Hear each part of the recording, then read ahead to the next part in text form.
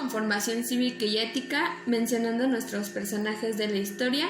El último ya es Emiliano Zapata, el cual tendremos que ver su biografía para poder contestar lo que se nos pide en cada uno de los recuadros. Por hoy sería todo.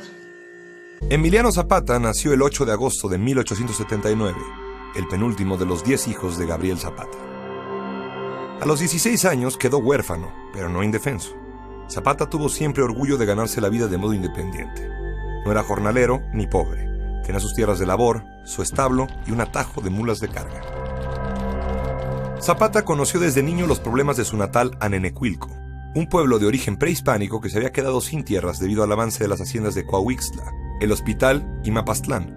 Sus habitantes se habían visto obligados a trabajar para las haciendas o alquilar sus tierras.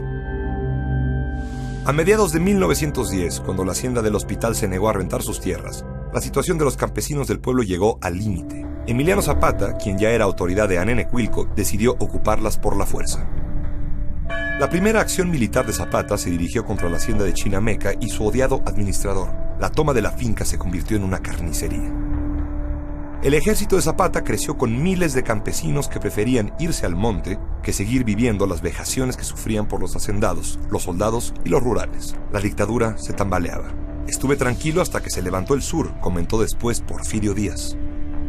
6 días después de la toma de Cuautla por Emiliano Zapata, Díaz renunció a la presidencia.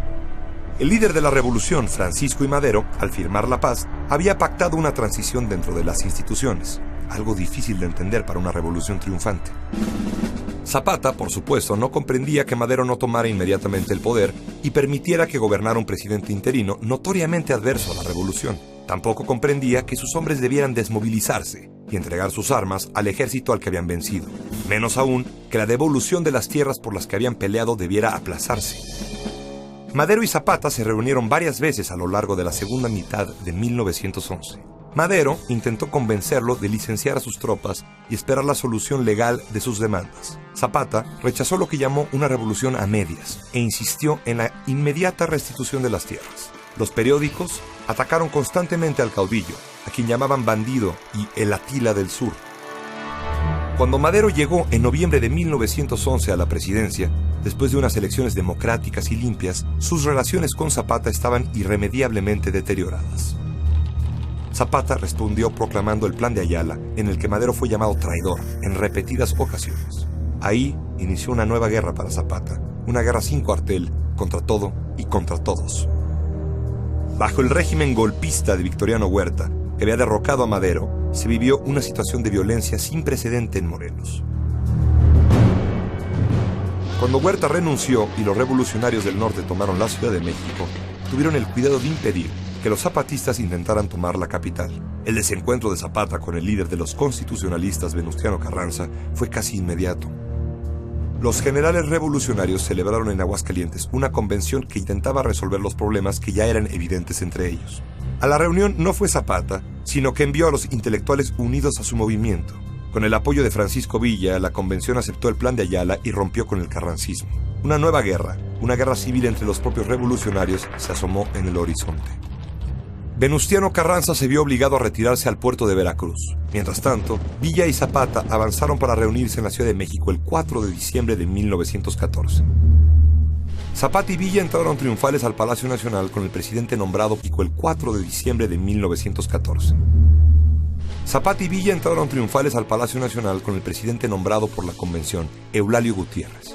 Ambos provenían del pueblo y representaban sus demandas más profundas, pero al mismo tiempo eran radicalmente distintos. Villa amaba el poder, mientras que Zapata le tenía aversión casi física a la política, a la que consideraba un nido de avaros y traidores.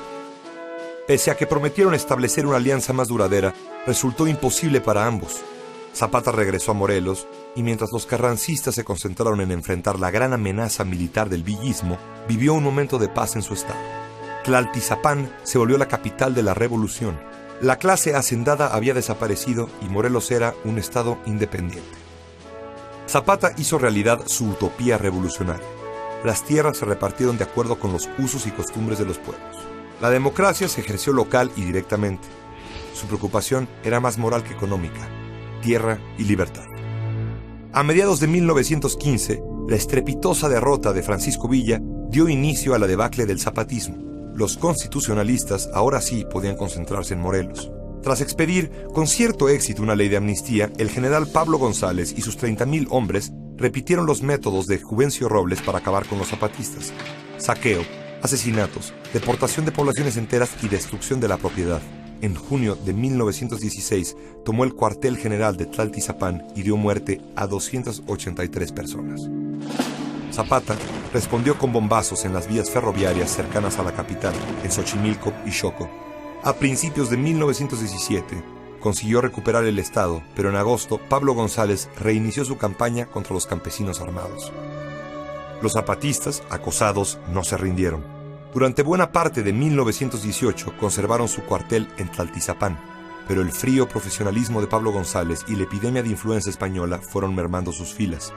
Necesitado de aliados, Emiliano Zapata, siempre tan desconfiado, creyó en las ofertas de adhesión de un subordinado de Pablo González, el coronel Jesús Guajardo. Guajardo le regaló un caballo, el as de oros, y lo invitó a la hacienda de Chinameca para entregarle el armamento y unírsele con sus hombres. Zapata no entró de inmediato a Chinameca, pero al final decidió hacerlo. Un clarín hizo 3 llamadas de honor.